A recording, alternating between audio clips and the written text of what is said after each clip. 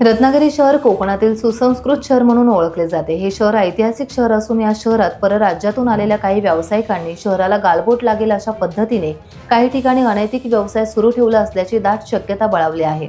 कारण 2 दिवसांपूर्वी पोलिसांनी कारवांचीवाडी महामार्गावर वेश्या व्यवसायावर धाड टाकली आणि परत जिल्ह्यातील 4 तरुणींसह मॅनेजरलाही ताब्यात घेतले। आता रत्नागिरीत पोलिसांनी कसोशीने तपास केला तर वेश्या व्यवसाय स्फोटक वळणावर येईल अशी स्थिती असल्याचं म्हटलं जात आहे। 2 दिवसापूर्वी कारवांच्या वाडीतील गौरव लॉजवरती धाड पडली आणि पोलिसांनी 4 तरुणींना वेश्या व्यवसाय करताना रंग्यात पकडलं। आणि ही घटना तशी रत्नागिरीकरांना नवीनच, कारण रत्नागिरी शहर हे सुसंस्कृत शहर म्हणून ओळखलं जातं। मध्यंतरीच्या काळामध्ये अंमली पदार्थाचं पेव आल्यानंतर पालकमंत्री उदय सामंत यांनी पोलीस अधीक्षकांना पूर्णपणे अधिकार दिले आणि त्यांना ह्या अंमली पदार्थ मोहिमेचा बिमोड करण्यास सांगितले आणि त्या काही प्रमाणात पोलिसांना त्या बाबतीत यशही आलं।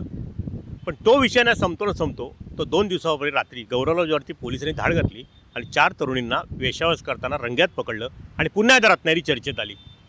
खरं तर आता मुंबई कोल्हापूर, मुंबई नागपूर असे मोठमोठे हायवे या रत्नागिरी शहराच्या लगतनं जात आहेत।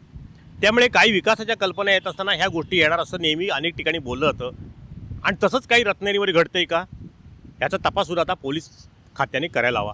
कारण कुवारवा परिसरात किंवा शहर परिसरातले काही लॉजेसमध्ये अशा काही गोष्टी चालतात असं नेहमी ऐकायला मिळतं, पण प्रत्यक्षात पोलिसांकडनं तशा प्रकारचा तपास होणं ह्या घटनेनंतर काळाची गरज आहे असं लोकांमध्ये आता बोललं जातं आहे। आता ह्या प्रकरणामध्ये जो मुख्य व्यवस्थापक होता खान, त्याच्यावरती पोलिसांनी गुन्हा दाखल केला आहे। त्या 4 तरुणींची वैद्यकीय तपासणी करण्यामध्ये आता पोलीस खात्याकडून कारवाई सुरू आहे। दुसऱ्या न्यायालयासमोर त्यांना नेल्यानंतर त्यांची पुढची रवानगी कशा प्रकारे करायची याचा आदेश न्यायालय देईल। पण एकंदरीत सारा घटनाक्रम बघितला तर 9 तारीखला पहिल्या 2 जणी, 2 तारखेला 2 दिवसापूर्वी 2 जणी, म्हणजे ह्या टप्प्याटप्प्याने हा प्रकार इथे घडत होता का ह्याचं उत्तर अजूनही गुलदस्त्यातच आहे। पण मुळातच सध्या पोलिसांसमोर आता अंमली पदार्थानंतर ह्या घटनेमुळं आता वेश्या व्यवसाय खरोखर रत्नागिरी शहर परिसरात चालतो का किंवा चालत असेल तर त्याचा बंदोबस्त कसा करावा हेही आता पोलिसांना करावं लागणार आहे।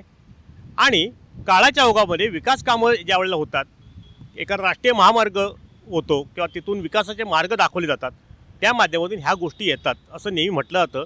पण त्याचा प्रत्यय पुन्हा एकदा रत्नागिरीकरांना आला, कारण अशा घटना रत्नागिरीकरांनी कधी ऐकल्या नव्हत्या, पाहिल्या नव्हत्या। पण 4 तरुणी एकत्रितपणे वेश्या व्यवसाय करताना गावडतात आणि त्यासुद्धा 25 ते 30 वयोगटातल्या, अगदी मुंबईपासून अगदी गुजरातपर्यंतचं हे सगळं त्यांचं वास्तव्याची ठिकाणं आहेत। त्यामुळे मुंबई गुजरातसारखं लोड पुन्हा रत्नागिरीत आले का आणि भविष्यामध्ये ह्याचा बंदोबस्त पोलिसांना करावा लागणार आहे का, ह्या साऱ्या प्रश्नांची उत्तरं येत्या काळात आपल्याला नक्कीच पाहायला लागतील।